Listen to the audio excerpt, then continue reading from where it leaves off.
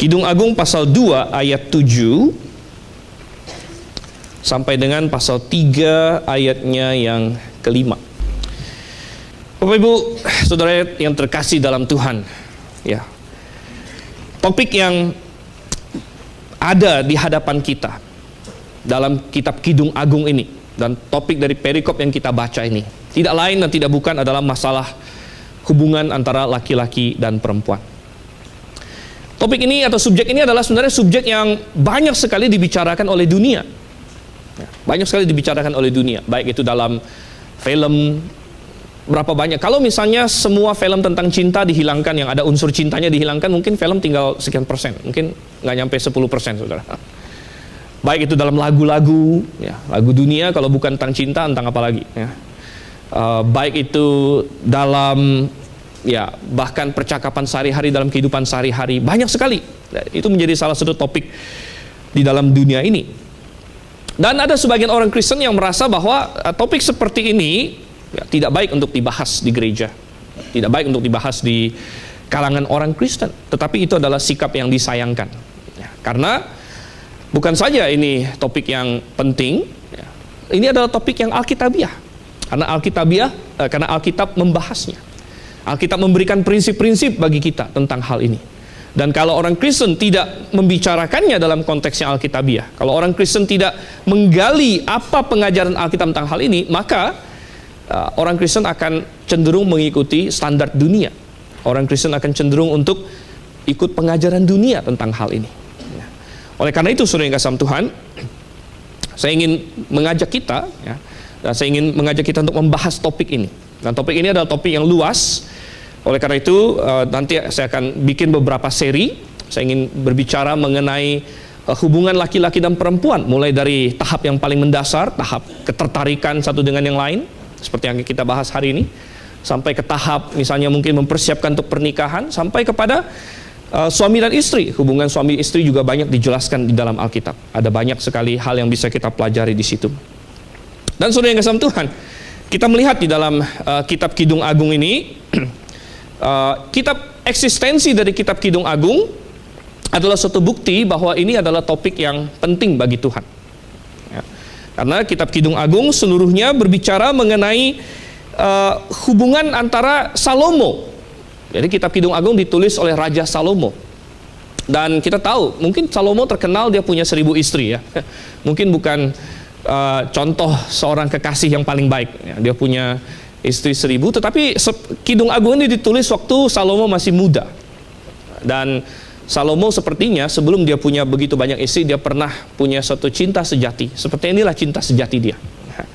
Bukan kita mau membenarkan tindakan Salomo punya banyak istri, tapi pada waktu itu seorang raja dengan kaliber Salomo banyak dikasih istri hadiah mungkin.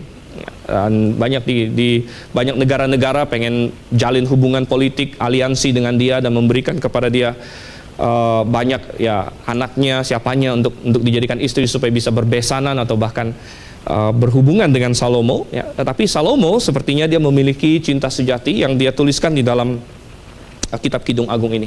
Tetapi terlebih dari masalah ini Salomo atau bukan, yang jelas ini adalah firman Tuhan, ya. Dan Tuhan menginspirasikan Salomo untuk menuliskan prinsip-prinsip yang sangat penting bagi kita mengenai hubungan lelaki dan wanita di sini, saudara.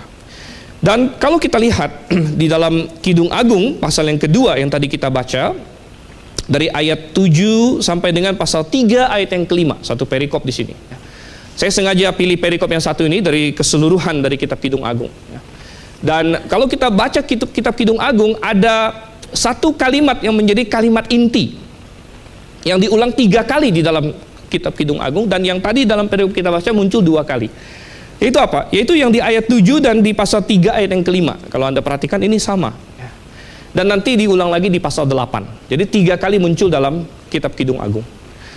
Yang kalau kita baca di sini, kusumpahi kamu putri-putri Yerusalem, demi kijang-kijang atau rusa-rusa betina di padang, jangan kamu membangkitkan dan menggerakkan cinta sebelum diingininya. Hal yang sangat menarik bahwa dalam kitab Kidung Agung kalimat ini diulang 3 kali dalam seluruh kitab. Dalam kitab yang berbicara mengenai cinta, dalam kitab yang berbicara mengenai nikmatnya mendalamnya, bergairahnya cinta antara seorang laki-laki yang tulus dengan seorang wanita yang murni, 3 kali diulang kalimat ini. 3 kali diulang kalimat ini yang intinya adalah semacam peringatan, intinya adalah semacam nasihat, katanya. Jangan kamu membangkitkan dan menggerakkan cinta sebelum diingininya. Atau dengan kata lain, sebelum waktu yang pas. Dan hari ini, saya ingin berbicara bahwa cinta antara laki-laki dan perempuan adalah hal yang indah kalau itu ada dalam kehendak Tuhan dan ada dalam waktu Tuhan, saudara. Ya. Tetapi kalau itu bukan pada waktu yang tepat, ya, menggerakkan atau membangkitkan cinta sebelum waktunya, ya, maka itu bisa masuk kepada hal-hal yang membuat hati manusia sedih, membuat kita masuk ke dalam berbagai hal yang negatif. Saudara, saya mengajak kita melihat beberapa hal. Yang pertama, saya mengajak kita melihat bahwa cinta itu adalah sesuatu yang didesain oleh Tuhan. Cinta itu sesuatu yang indah. Cinta itu didesain oleh Tuhan. Itu sesuatu yang alami, sesuatu yang indah. Ini kita bisa tarik kembali ke dalam Kejadian pasal pertama dan pasal kedua. Dikatakan di Kejadian 1, Allah menciptakan laki-laki dan perempuan. Allah menciptakan manusia sesuai dengan gambar dan rupanya. Dia menciptakan mereka laki-laki dan perempuan. Dan ketika Tuhan menciptakan Adam, Tuhan berkata tidak baik kalau seorang laki-laki itu seorang diri saja. Aku akan menciptakan baginya seorang penolong yang sepadan dengan dia. Dengan demikian kita tahu bahwa hubungan laki-laki dan perempuan yang indah, cinta antara mereka berdua adalah sesuatu yang Tuhan rancang dari awal. Sesuatu yang indah, bukan sesuatu yang tabu, bukan sesuatu yang jelek. Kita melihat, oleh karena itu di dalam di sini ada gambaran, ini bukan hanya manusia bahkan tapi di seluruh alam. Di ayat yang ke-7 dikatakan demi kijang-kijang atau demi rusa-rusa betina di padang. Menarik sekali. Rusa betina dikatakan, rusa betina. Lalu di ayat yang ke-8 dan ayat yang ke-9 yang kekasih prianya digambarkan sebagai kijang jantan. Memang dalam bahasa Indonesia tidak terlihat jelas jantannya, tapi dalam bahasa aslinya ini mengacu ke kijang jantan. Jadi ada kijang betina di ayat 7. Lalu kekasihnya digambarkan sebagai kijang jantan. Begitu ya. Ini adalah sesuatu yang ada bahkan di dunia binatang, sebagai contoh, sebagai ini. Dan ketika Adam berjalan-jalan di Taman Eden, pertama Tuhan tidak langsung ciptakan Hawa untuk dia. Tapi ketika Adam berjalan-jalan, Tuhan bawa binatang-binatang yang telah diciptakan kepada Adam, dan Adam mulai menamai binatang itu. Dan ketika Adam menamai binatang itu, dia pasti perhatikan, karena intelijensi Adam sangat tinggi, dia perhatikan binatang-binatang ini sepasang-sepasang semuanya. Ada kijang yang ada tanduknya, ada kijang yang nggak ada tanduknya. Ada harimau yang lebih garang, ada harimau yang lebih tenang, gitu. Wah, ini ada pasangan-pasangannya semuanya. Dan Adam melihat dari situ muncul suatu keinginan, di mana pasangan saya? Ya. Jadi ini didesain oleh Tuhan di dalam alam semesta ini. Nah, ini harus kita sangat pahami sekali. Tuhan menciptakan manusia laki-laki dan perempuan. Kalau Anda buka Facebook hari ini, Anda bikin Facebook hari ini, Anda pilih jenis kelamin, ada berapa pilihan, saudara? Ya. Wah, ya. Inilah manusia yang kacau modern ini. Bukan hanya laki-laki dan perempuan lagi sekarang. Entah ada apa-apa lagi segala macam. Ada trans, ada cis, ada segala macam. Yang dulunya dianggap hal aneh, bencong gitu, banci, menjadi ini jenis kelamin gitu sekarang. Jadi Anda bisa pilih, saya jenis kelamin bencong gitu. Ya. Itu kasarnya, saudara. Ya. Saya jenis kelamin banci. Ya. Tapi tidak. Alkitab bilang Tuhan menciptakan laki-laki dan perempuan. Hanya ada 2 jenis kelamin. Hanya ada 2 jenis kelamin. Tidak ada jenis kelamin ketiga, saudara. Tidak ada setengah laki, setengah perempuan. Itu bikin-bikinan manusia sekarang. Tapi Tuhan ciptakan laki-laki dan perempuan. Dan ini didesain oleh Tuhan. Dan Tuhan mendesain supaya laki-laki dan perempuan sama-sama saling tertarik. Saling tertarik. Dan ketika keduanya saling tertarik, keduanya saling mencintai, keduanya menemukan masing-masing sebagai pasangan hidupnya, maka muncullah suatu situasi yang sangat indah. Sangat indah. Kalau kita baca terus di ayat 8 sampai ayat 17 digambarkan bagaimana Salomo waktu itu yang masih muda dengan wanita Shulam ini, ya, mereka menjalin tali cinta mereka. Ya, gambarannya begitu indah, sangat puitis sekali. Semuanya digambarkan seperti musim semi, saudara. Coba kita buka tadi kita lihat di ayat 11. Musim dingin sudah lewat, katanya. Musim dingin itu biasa digambarkan dengan warna-warna yang abu-abu dan warna yang agak membuat orang depresi gitu kan, ya, yang dingin. Tetapi musim dingin sudah lewat. Ya, musim semi sekarang sudah datang. Musim semi itu apa? Musim semi itu musim kehidupan. Ya. Musim semi itu segala sesuatu mekar kembali. Musim semi itu berbunga-bunga, makanya disebut di sini. Ya. Wow, bunga katanya, pohon mulai berbuah ayat 13, bunga mulai muncul. Nah, ini kalau mau digambarkan manusia yang jatuh cinta biasa begitu ya. Ya. Bukan hanya padang yang berbunga, hatinya juga berbunga, saudara. Ya. Hatinya muncul bunga-bunga. Ya. Muncul ada bunyi tekukur katanya. Wah, semuanya begitu indah. Ya, banyak yang senyum-senyum, mungkin mengingat masa lalu, gitu ya. Semuanya begitu indah sepertinya. Wah, ketemu dia, ya. Maka walaupun dunia begitu gelap, sepertinya terang begitu, ya. Nah ini, saudara, memang ini sesuatu yang Tuhan desain, sesuatu yang Tuhan ciptakan. Ya, ada suatu hal yang begitu indah di dalam ini. Ada rasa saling memiliki.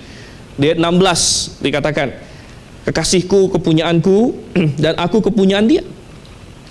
Ya, mana dua orang ya, makin lama makin dekat ya, dan mereka merasa ya saling memiliki. Akhirnya ada rasa saling memiliki ya. Makanya ada rasa cemburu, saudara. Makanya ada rasa cemburu karena ada rasa saling memiliki ya. Wah, dia mulai dekat dengan yang lain. Wah, mestinya kan dia punya saya misalnya. Ada rasa saling memiliki ya. Dan ya, cemburu yang masih dalam batas normal itu wajar sekali. Untuk segala hubungan yang eksklusif ada rasa cemburu. Untuk hubungan yang eksklusif, kita tidak mau kalau kita punya hubungan eksklusif, lalu hubungan eksklusif ini ada orang lain lagi. Karena ini hubungan eksklusif, namanya hanya antar kita saja. Tuhan pernah berkata bahwa Dia adalah Allah yang cemburu. Kok Allah yang cemburu? Cemburu gimana? Karena Allah punya hubungan yang eksklusif dengan kita. Dia satu-satunya Allah kita. Gitu. Seharusnya demikian. Kita tidak boleh punya Allah lain. Itu hubungannya eksklusif. Oleh karena itu hubungan orang percaya dengan Tuhan sering digambarkan sebagai hubungan suami istri. Itu gambarannya. Bahkan hubungan suami istri adalah gambaran akan hubungan manusia dengan Tuhan. Harus ada hubungan yang eksklusif di situ. Suami dan istri juga punya hubungan yang eksklusif. Nah, itu istri saya, itu suami saya. Ada rasa saling memiliki. Ini sesuatu yang sudah Tuhan desain. Sesuatu yang indah di dalam segalanya. Tetapi saudara yang kasih Tuhan, sesuatu yang didesain pasti didesain dengan parameter-parameter tertentu. Pasti didesain dengan aturan-aturan tertentu. Dan desain ini bisa dirusak. Dan sudah sering dirusak di dalam dunia yang jatuh ke dalam dosa. Bisa dirusak dan sering dirusak. Ada suatu peringatan di sini kalau kita lihat di ayat yang ke-15. Setelah mereka berbicara sedemikian di pasal 2 ayat 15, salah satu kekasih ini berkata, tangkaplah bagi kami rubah-rubah itu, rubah-rubah yang kecil yang merusak kebun-kebun anggur kami yang sedang berbunga. Ada bahaya bahwa sesuatu yang indah yang tadi digambarkan seperti musim semi, digambarkan seperti pohon yang berbunga, yang berbuah, kebun yang begitu indah, tetapi ada kemungkinan untuk dirusak. Ada musuh-musuh yang mengancam. Ada hal-hal yang bisa merusak itu kalau kita tidak berhati-hati. Dan ini digambarkan sebagai rubah-rubah kecil. Rubah itu binatang yang kecil dan mungkin dilihat sekilas seperti cute. Ini beda dengan singa. Singa itu gede dan menyeramkan. Beruang besar dan menyeramkan. Orang kalau ketemu singa, ketemu beruang, dia sudah berjaga-jaga, berhati-hati. Tapi rubah ini kecil, dia bisa menyelinap masuk lewat lubang, dan dia orang sekali lihat tidak terlalu berbahaya. Tidak terlalu berbahaya. Jadi kadang-kadang dibiarkan begitu saja. Tapi saudara yang kasih Tuhan, Alkitab justru berkata di sini, hati-hati. Tangkap bagi kami rubah-rubah yang kecil itu yang merusak kebun-kebun anggur. Merusak desain Tuhan untuk kebahagiaan seseorang di dalam hubungan laki-laki dan perempuan. Ada banyak hal yang bisa merusak itu. Salah satu yang ingin ditekankan di dalam pasal 2 ayat 7 sampai pasal 35 adalah mengenai waktu yang tidak tepat.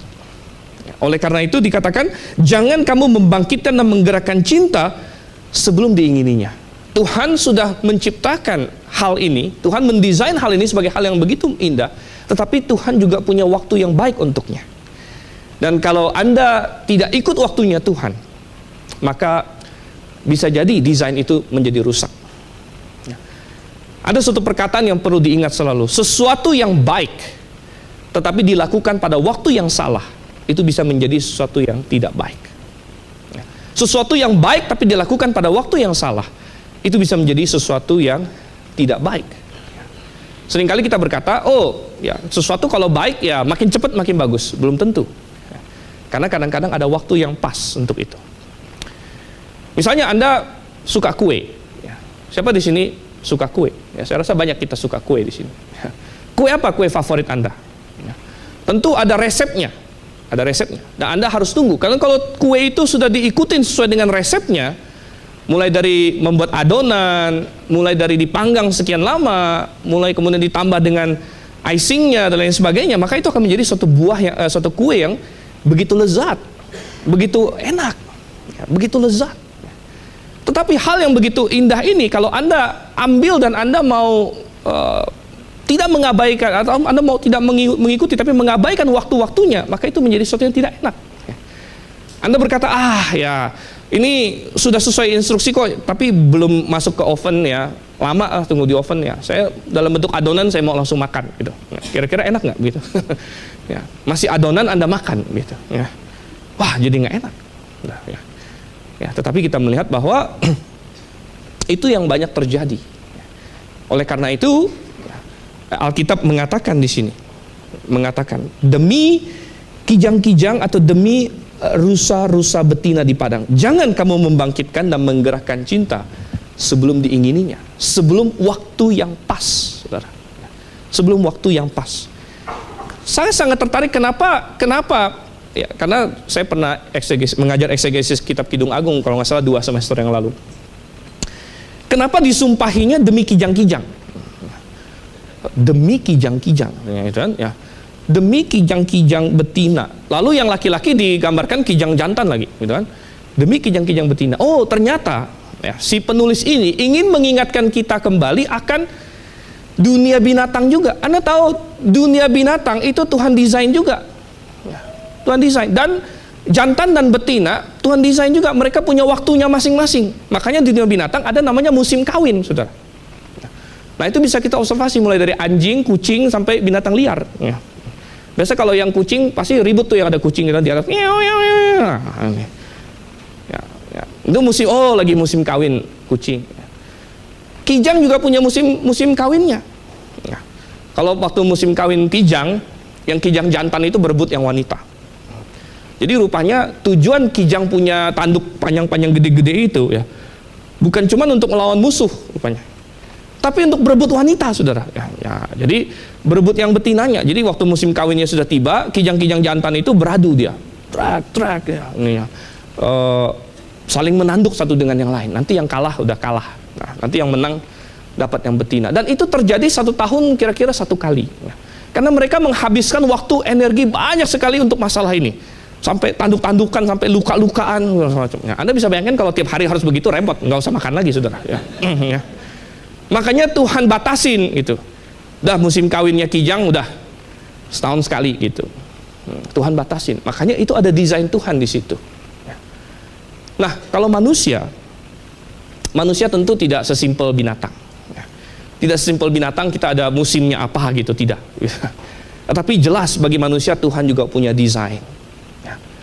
Kalau sebelum waktunya atau ini di luar waktunya, maka kita menghabiskan energi yang begitu besar untuk itu. Padahal bukan waktunya. Dan kita menghabiskan banyak hal untuk itu. Di luar dari waktu Tuhan. Maka itu menjadi hal yang bisa jadi sia-sia. Oleh karena itu, saudara yang kasih Tuhan, saya mengajak kita masuk ke poin kedua. Kalau tadi poin pertama kita melihat cinta adalah sesuatu yang sudah didesain oleh Tuhan. Itu suatu hal yang indah, tapi desain itu bisa dirusak kalau kita tidak mengikuti desain Tuhan. Maka hal yang kedua, poin kedua yang ingin saja kita lihat hari ini adalah Tuhan mendesain cinta itu pada waktu yang tepat. Dan kita harus menunggu waktu yang tepat itu. Menunggu waktu yang tepat. Nah, bagaimana? Apa yang perlu ditunggu, saudara? Jangan membangkitkan dan menggerakkan cinta sebelum diingininya, sebelum waktu yang tepat. Apa yang perlu ditunggu? Hari ini saya mengajak kita minimal 3 hal yang perlu ditunggu sebelum membangkitkan cinta ini. Yang pertama, yang Alkitab katakan di sini, yang Alkitab ajarkan juga secara keseluruhan, menunggu untuk mendapatkan cinta sesuai yang Tuhan desain. Menunggu kesiapan diri kita sendiri. Menunggu kesiapan diri kita. Ya, pernikahan adalah suatu hal yang besar. Itu adalah suatu keputusan yang besar. Mungkin selain masalah keselamatan, boleh dibilang salah satu keputusan terbesar dalam hidup ini adalah masalah pernikahan.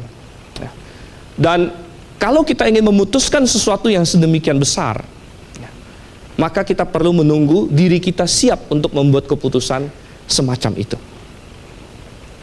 Hari ini yang sangat disayangkan adalah begitu banyak anak-anak kecil, kadang-kadang masih SD, SMP, dan lain sebagainya, sudah namanya mereka berpacaran, sudah berpacaran. Wah, ini pacar saya, gitu kan?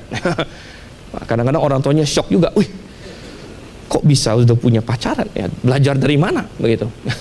Dan lain sebagainya. Apalagi kalau membandingkan dengan diri kita sendiri gitu, membandingkan dengan generasi orang tuanya gitu, mungkin tambah shock lagi gitu. Kayaknya dulu saya nggak seperti itu gitu. Saya masih ingat dulu waktu saya SD sampai dengan SD kelas 6, laki-laki dan perempuan sama sekali belum ada ini apa-apanya gitu. Kita masih main tak lari jongkok, tepok-tepokan, pukul-pukulan, segala macam. Tapi begitu ini masuk SMP, saya mulai melihat ada hawa yang sedikit berbeda begitu.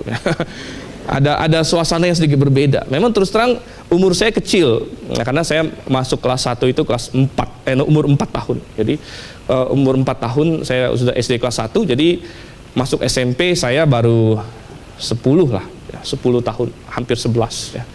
Tapi saya lihat, wah ini mulai agak beda nih, kok laki dengan perempuan mulai ada kayak gimana begitu ya. Tapi anak sekarang saya lihat, wah lebih parah lagi. SD juga sudah mulai aneh-aneh gitu ya. SMP, kenapa saudara? Ya karena mereka mendapat input dari dunia. Asupan-asupan, tayangan-tayangan dilihat, sinetron, segala macam tentang cinta ini, cinta itulah, segala macam, pernikahan dini lah, segala macam ya. Apalagi segala macam ya. Wah, kalau itu semua membombardir diri kita dan kita didorong oleh dunia seperti itu, maka kita bilang ya akan ke arah sana begitu. Padahal, saudara, kita harus menunggu waktu yang pas, menunggu waktu yang pas. Kapan seseorang boleh mulai kalau gitu? Mana? Coba Gembala Stephen tunjukkan dalam Alkitab umurnya umur berapa sih? Gitu. Ada satu orang tua yang tanya saya, Pak ini harus coba dikhotbahkan dari Alkitab itu umur berapa itu nggak boleh, itu di bawah umur berapa nggak boleh gitu. Karena dia mau anaknya nggak boleh gitu. Saya bilang, memang kalau dicari ayatnya sih nggak ada Pak bilang umur berapa gitu. Anaknya boleh pacaran atau enggak begitu ya. Tapi saudara yang kasih Tuhan, prinsipnya apa?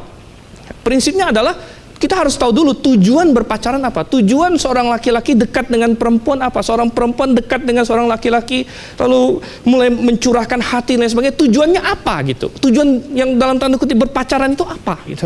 Banyak anak-anak hari ini sudah salah dengan masalah tujuan berpacaran. Dan karena mereka sudah salah mengerti apa tujuan berpacaran, sehingga mereka tidak tahu lagi kapan mereka boleh berpacaran dan tidak gitu. Banyak orang hari ini berpacaran karena apa? Ya karena nomor satu, enak ada orang dekat dengan saya. Jadi ya tentu ada perasaan enak, diperhatikan, ada yang memperhatikan gitu. Nah kadang-kadang anak yang kurang perhatian orang tua dan sebagainya lebih rentan ke masalah ini. Karena dia merasa ada orang yang perhatikan dia. Ya, seorang wanita misalnya, yang anak kecil, wanita yang baru bertumbuh dewasa, ya gampang sekali terpengaruh kalau misalnya dia tiba-tiba ada seorang laki-laki yang begitu perhatian sama dia. Sehingga belum pernah ada orang seperti itu terhadap saya, pemikiran dia, gitu ya. Nah, sehingga langsung dia terbawa begitu. Ini ya, karena dia belum punya pengalaman, gitu.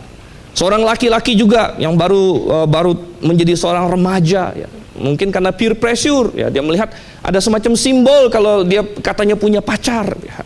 Dia lihat teman-temannya satu persatu punya, jadi kalau dia nggak punya kayaknya kalah kamu, ya.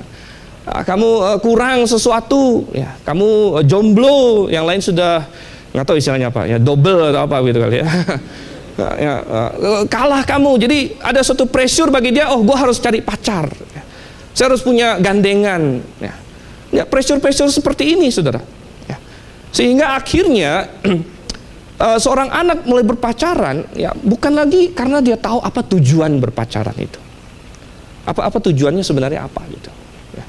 Tujuannya menjadi ya agar punya orang yang enak bisa curhat, agar punya status, atau karena ada perhatian yang lebih dari orang itu, lain sebagainya. Padahal sebenarnya, saudara, fenomena pacaran itu nggak ada dalam Alkitab. Fenomena pacaran itu, di mana laki-laki dan perempuan berduaan nanti pergi kemana-mana segala macam, fenomena itu adalah fenomena modern. Beberapa ratus tahun yang lalu, hal itu tidak dikenal sama sekali. Beberapa ratus tahun yang lalu, pernikahan itu dipasangkan oleh orang tua. Seringkali bahkan sampai dengan hari menikah baru lihat orangnya. Anda bisa baca di dalam Kejadian kisah Ishak dan Ribka misalnya. Itu kan kisah cinta, Ishak dan Ribka. Wah, langgeng dan indah sekali. Nah, tetapi Ishak dan Ribka nggak ketemu mereka. Yang satu jauh banget, berapa ribu kilometer, didatangkan, diboyong. Ya, tapi begitu mereka menikah, Alkitab mencatat Ishak mengasihi Ribka. Ya. Ishak mengasihi Ribka.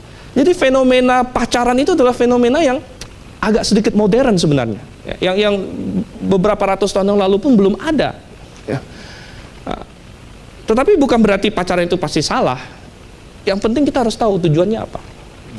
Tujuan seorang laki-laki mendekat dengan seorang perempuan, tujuan seorang perempuan mendekat dengan seorang laki-laki mestinya adalah untuk mengetahui dan mempersiapkan diri untuk pernikahan.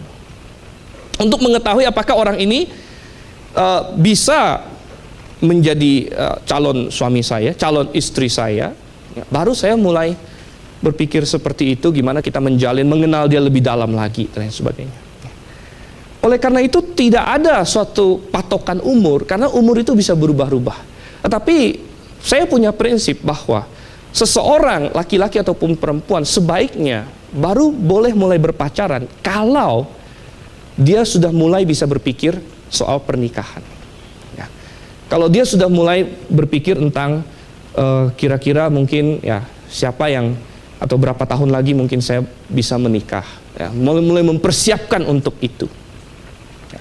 Dan ini tidak ada patokan umur, karena berbeda-beda. Mungkin di zaman dulu di mana orang umur 18-19 sudah menikah, ya mungkin orang mulai mengenal laki-laki dan perempuan lebih dalam umur 16, umur 17 tidak terlalu aneh gitu, berapa ratus tahun yang lalu. Tapi bagaimana dengan hari ini? Ya. Apakah anak SD sudah mempersiapkan pernikahan gitu? Ya. Apakah anak SMP sudah mempersiapkan pernikahan? Kita bertanya, ya. Apakah anak SMA bahkan sudah mempersiapkan pernikahan, sudah mulai berpikir dia akan menikah, begitu? Nah, saya rasa untuk kebanyakan orang jawabannya adalah tidak. Ya. Oleh karena itu tidaklah bijak sebenarnya untuk masuk ke dalam hal-hal demikian pada usia-usia seperti itu. Ya. Sekali lagi bukan karena ada aturan dalam Alkitab umur berapa tidak boleh, ya. Tetapi patokannya adalah apakah ini adalah untuk mempersiapkan untuk pernikahan, apakah kita serius sedang mempertimbangkan orang yang kira-kira akan bisa jadi kita nikahi, begitu, ya. Dan saudara yang kasih dalam Tuhan, kita melihat di sini, ya. Jadi kesiapan diri, ya. Sudahkah saya siap, ya.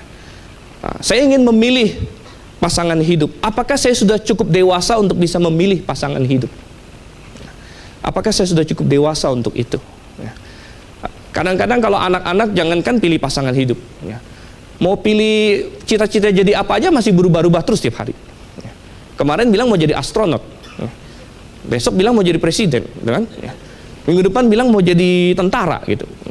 Gimana kalau masih seperti ini? Bisa kita harapkan bahwa dia akan memilih pasangan hidupnya, gitu. Sama sekali belum siap, sama sekali belum siap. Ya. Oleh karena itu kita berkata hal yang pertama dan yang penting sekali adalah menunggu kesiapan diri kita. Kesiapan diri, ya. Apakah saya sudah mempersiapkan diri untuk bisa menjadi seorang istri dan seorang suami? Ya. Jadi ini adalah hal yang pertama, saudara. Hal yang kedua sekarang, hal yang kedua yang perlu kita tunggu. Ya. Tunggu katanya, jangan menggerakkan membangkitkan cita sebelum waktunya. Pertama, tunggu kesiapan diri kita. Ya. Yang kedua, tunggu calon yang tepat. Tunggu calon yang tepat tiba. Jadi ingat bahwa ya, menikah itu pasti dua orang. Satu saya, satu orang lain. Jadi satu kesiapan diri saya, dua tunggu calon yang tepat. Calon yang tepat. Saya sering berkata di dalam konseling pernikahan bahwa ya, salah satu resep untuk pernikahan yang baik dimulai dari satu calonnya dulu, gitu. Satu calonnya dulu. Ya, kalau calonnya saja sudah salah, ya maka semua ke belakangnya akan jauh lebih susah. Saya tidak katakan pasti gagal, tidak. Melalui kerja, melalui campur tangan Tuhan, melalui kasih karunia Tuhan, ya bisa saja ini akhirnya sukses juga. Ya. Tetapi tentu butuh segala doa dan segala perjuangan yang lebih berat, gitu ya. Tetapi kalau kita katakan bahwa dari awal, ya, calon, ya, ini adalah pemilihan calon, ini adalah hal yang baik, hal yang penting. Ya. Tunggu calon yang tepat. Ya. Sekali lagi tadi saya katakan kadang-kadang ada orang yang mungkin naif, ya. Dia baru puber belum lama atau dia baru keluar dari ini proteksi orang tuanya dan dia merasa oh ada yang pertama yang begitu care sama dia. Masih bagus kalau orangnya tulus. Kalau ternyata yang sananya tukang tipu, repot saudara. Repot, ya. Nah, karena tidak berpengalaman. Wah, begitu manis kata-katanya, tidak pernah ada orang puji saya seperti dia, begitu, ya. Ya benar sih, gitu. Nah, tetapi kalau dia tidak bisa jeli untuk melihat hal ini, ya, maka dia tidak menunggu waktu yang benar dari Tuhan, desain yang benar dari Tuhan. Dan Alkitab sudah kasih suatu pedoman yang begitu penting bagi kita. Coba kita buka dalam 2 Korintus 6 ayat yang ke-14. Kalau sudah mendapatkan, kita baca di sini. Saya bacakan. Janganlah kamu merupakan pasangan yang tidak seimbang dengan orang-orang yang tak percaya. Sebab persamaan apakah terdapat antara kebenaran dan kedurhakaan, atau bagaimanakah terang dapat bersatu dengan gelap? Ya, ini adalah prinsip yang Tuhan berikan. Coba kita buka lagi dalam 1 Korintus pasal 7 ayat yang ke-39. Ya. Masalah menikah. 1 Korintus 7 ayat 39. Istri terikat selama suaminya hidup. Kalau suaminya telah meninggal, ya bebas untuk kawin dengan siapa saja yang dikehendakinya, asal orang itu adalah seorang yang percaya. Ya, jadi Tuhan memberikan suatu prinsip menikah dengan orang yang percaya. Ini satu-satunya prinsip yang Tuhan berikan. Tetapi bukan berarti ini menjadi satu-satunya kriteria kita tentunya. Tidak. Ini hanya istilahnya syarat paling dasar. Syarat paling dasar. Tentu Anda harus lihat lagi setelah dia, kalau Anda yakin dia orang yang diselamatkan, Anda harus lihat lagi. Apakah dia orang yang mengasihi Tuhan? Apakah dia orang yang mau taat firman Tuhan? Nah, ini penting, karakter. Makanya tadi saya bilang apa yang dibacakan oleh Diaken Jaya sangat nyambung juga. Padahal tadi saya nggak titip pesan sama Pak Jaya itu. Tolong baca ayatnya, tidak. Ya. Tadi kita baca, ya, istri yang cakap, siapa yang mendapatkannya? Ya. Perhatikan, istri yang cakap, bukan yang cakep, saudara. Ya, ya. Banyak orang carinya istri yang cantik. Ya. Nah, kita bukan istri yang cakep, cantik. Ya. Siapa yang mendapatkannya? Bukan, tapi istri yang cakap. Ya. Siapa yang mendapatkannya? Ya. Seringkali ada kaum wanita yang protes, kenapa Tuhan tulis Amsal 31 nggak ada Amsal 32, suami yang cakap siapa yang mendapatkannya gitu katanya ya. Mesti ada tuh Amsal 32 yang suaminya gimana gitu. Tapi saudara yang kasih dalam Tuhan, ya mencari suami yang cakap, ya. Itu sebenarnya kenapa? Kenapa ada pasal tentang istri yang cakap? Kenapa nggak ada pasal tentang suami yang cakap? Karena mayoritas Alkitab dari Kejadian sampai Wahyu mayoritas sudah ditulis dari sudut pandang pria. Jadi kalau Anda ingin mencari suami yang cakap, artinya suami yang saleh, suami yang ada dalam Tuhan, itu sudah ada di banyak perikop yang lain, gitu. Ya. Yang Anda bisa cek, karena kebanyakan perikop dalam Alkitab sudah ditulis dari sudut pandang pria. Ya. Tapi Tuhan khususkan satu pasal ditulis untuk sudut pandang wanitanya, ya. Istri yang cakap. Gitu, ya. Bukan berarti Tuhan tidak kasih kriteria suami yang cakap, gitu. Ada. Anda perlu gali itu. Anda perlu baca firman Tuhan. Gitu ya. Dan kita melihat itu ada hubungan, kembali lagi hubungan dengan poin pertama, seberapa siap diri kita untuk punya kriteria seperti itu, gitu. Seberapa kita sudah dewasa sehingga kita punya kedewasaan rohani juga, sehingga yang kriteria yang kita cari adalah kriteria-kriteria yang bagus. Jangan seperti anak-anak yang kriterianya masih nggak jelas. Kenapa kamu suka sama dia? Oh, rambutnya ini begini katanya. Wah, ini dangkal sekali kriterianya, gitu kan? Nah, nanti besok-besok rambutnya dipotong gitu, udah hilang alasannya, gitu kan?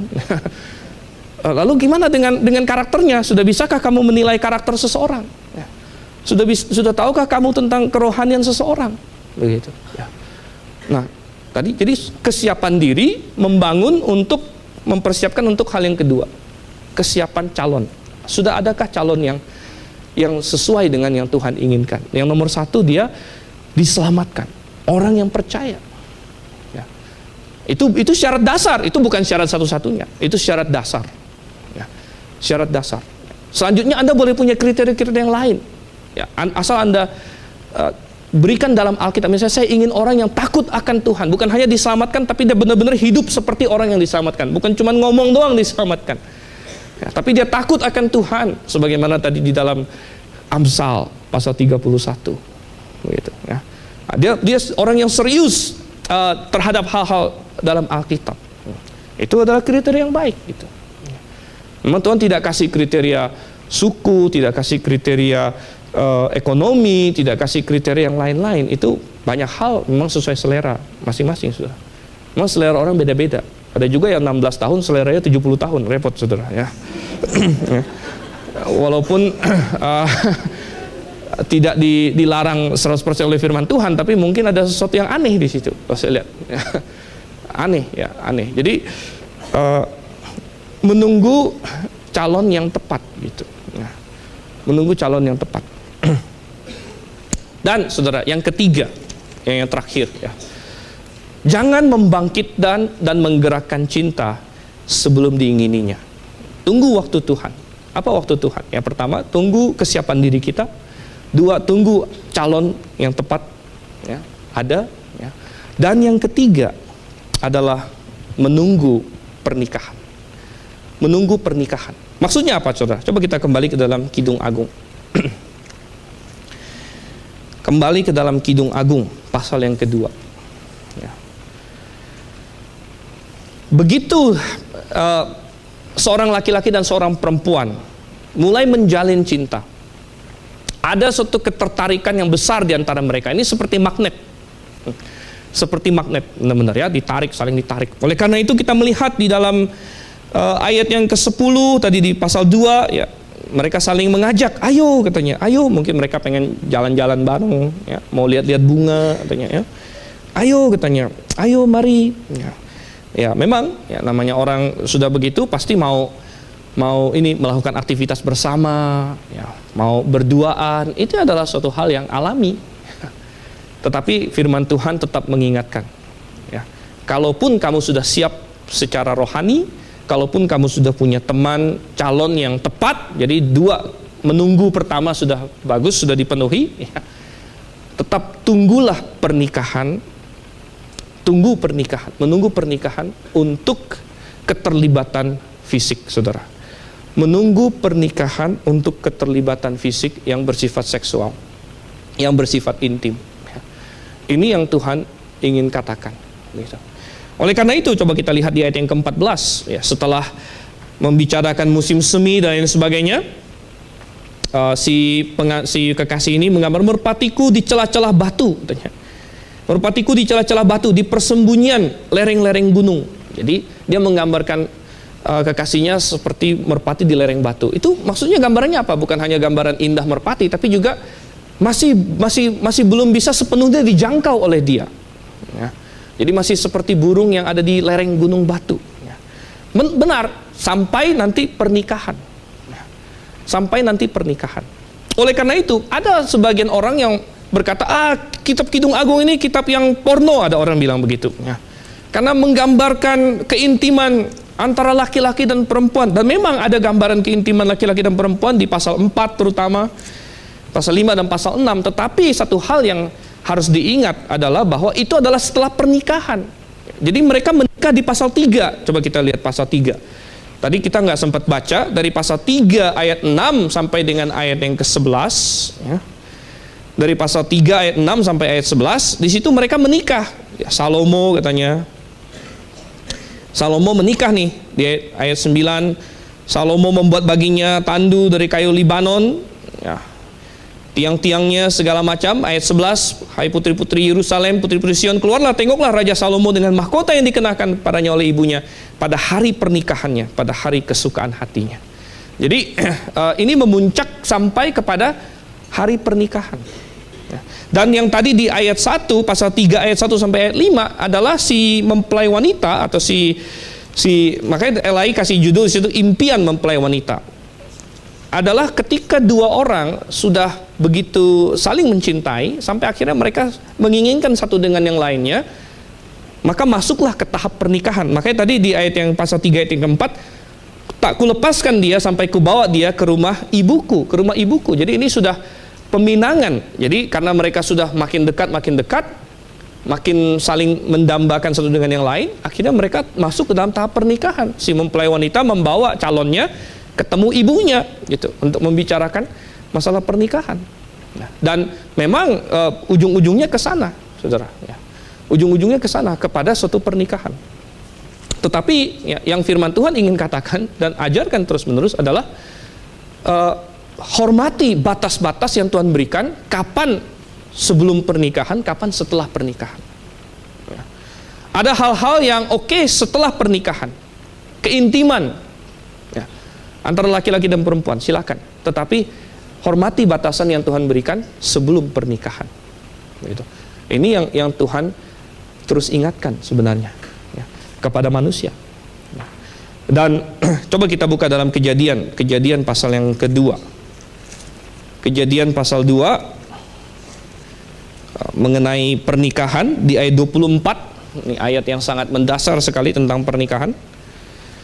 Sebab itu seorang laki-laki akan meninggalkan ayahnya dan ibunya dan bersatu dengan istrinya sehingga keduanya menjadi satu daging. Keduanya menjadi satu daging adalah keintiman antara laki-laki dan perempuan.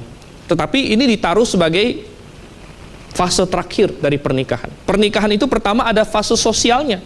Fase sosial meninggalkan ayah dan ibu dan diketahui semua orang. Dan bersatu dengan istrinya, bersatu secara rohani. Dua orang ini bersatu secara rohani, baru ada persatuan fisik.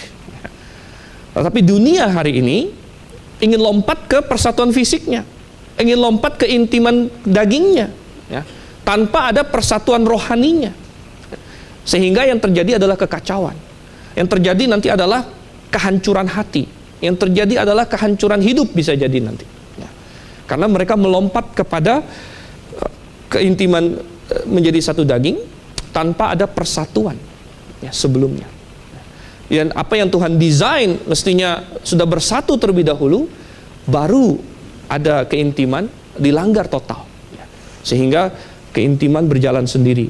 Dan itu akhirnya menjadi tidak intim lagi, tapi hanya menjadi hawa nafsu semata. Dan itu yang kita temukan, saudara. Di dunia ini banyak terjadi, berulang dan berulang kali. Ya. Dan orang harus menjaga diri terhadap hal itu. Tunggu pernikahan. Ya. Dan kita bukan hanya bicara masalah keperawanan saja. Bukan hanya bicara masalah keperawanan saja, tetapi masalah hati kita. Apakah kita punya hati yang menuju kekudusan atau tidak? Kadang-kadang ada pasangan muda yang mungkin berkata, ya nggak apa-apa kami pacaran bagaimana, yang penting masih tetap perawan. Yang penting belum sampai tindakan yang paling intim.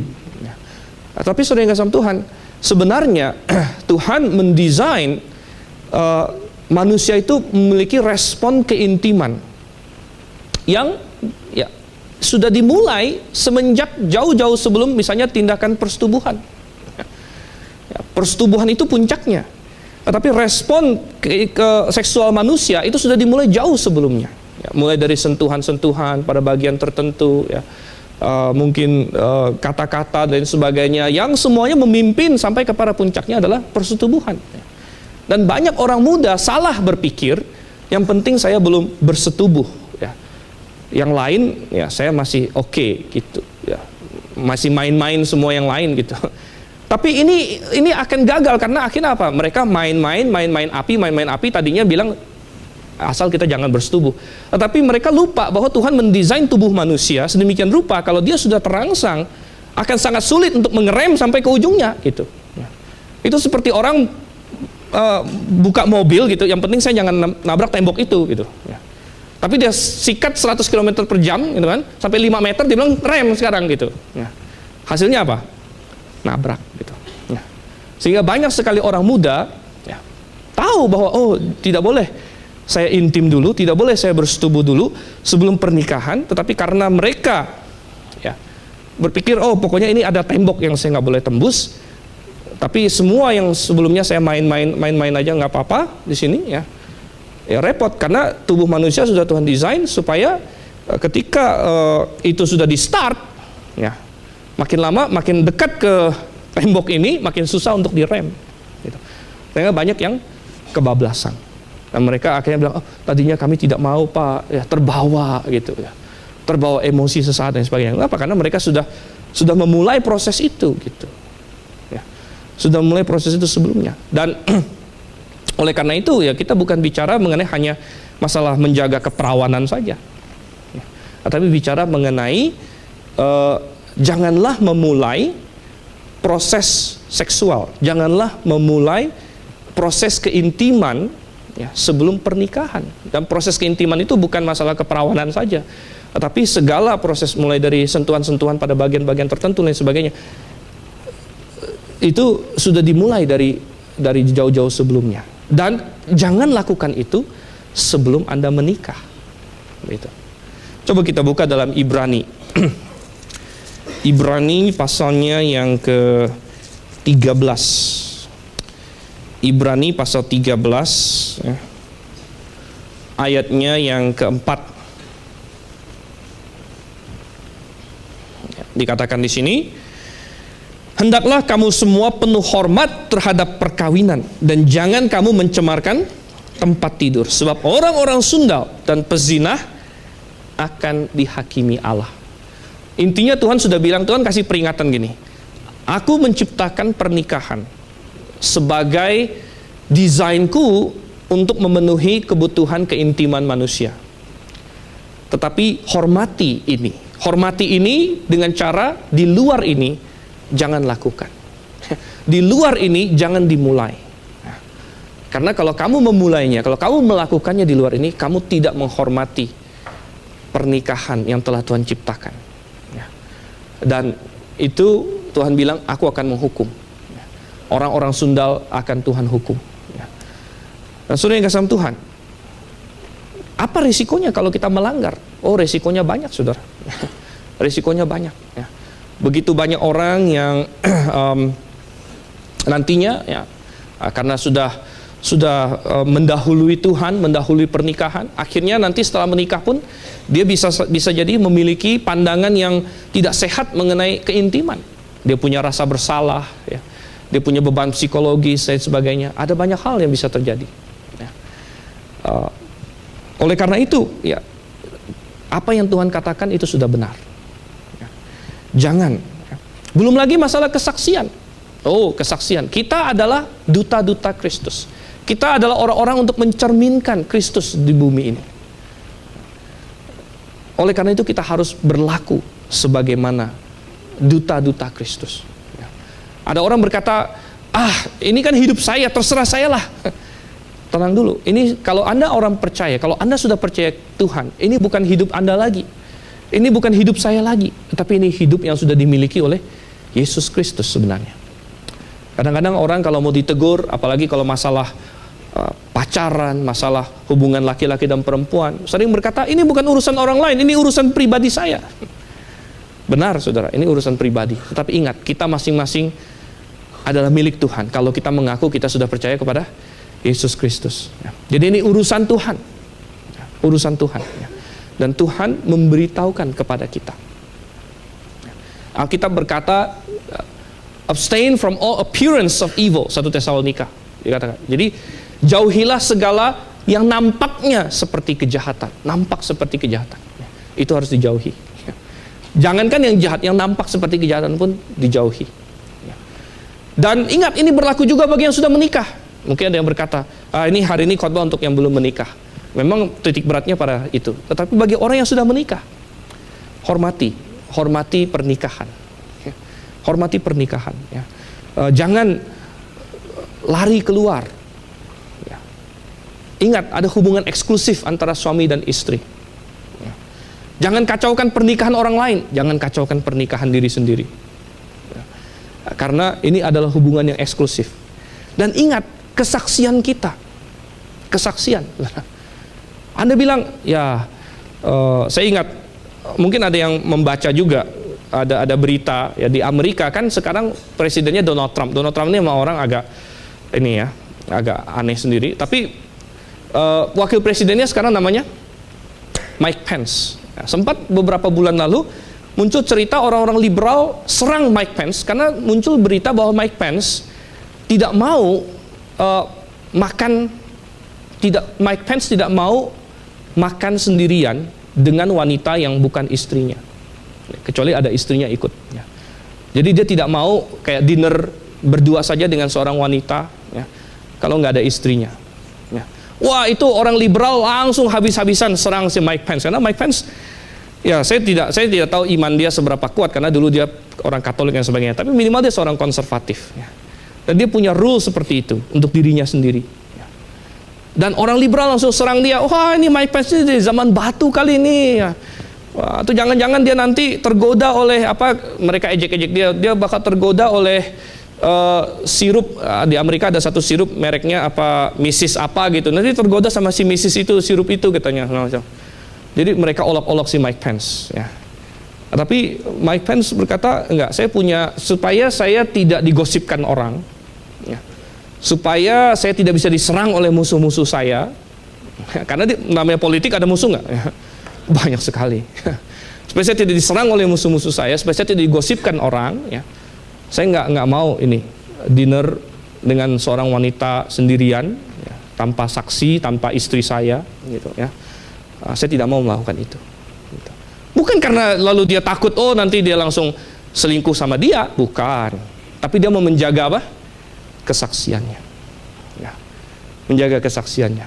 Ini hal yang penting, saudara. Hal yang penting. Kita nggak berbuat salah pun orang bisa serang kita dan kesaksian kita bisa hancur. Seorang hamba Tuhan baru-baru ini, mungkin nanti pasti terbongkar juga nih, kasusnya lain sebagainya. Ada yang klaim bahwa dia bersetubuh, ada yang klaim bahwa dia sudah jatuh dalam dosa. Ada seorang wanita bilang, dia sudah jatuh dalam dosa dengan saya. Orang itu bilang, enggak, saya enggak lakukan. Tapi ini bisa kita bisa bilang hati-hati. Iblis mencoba cari cara untuk menjatuhkan, apalagi hamba Tuhan. Bagaimana kita harus berhati-hati dengan masalah ini. Jaga kesaksian kita.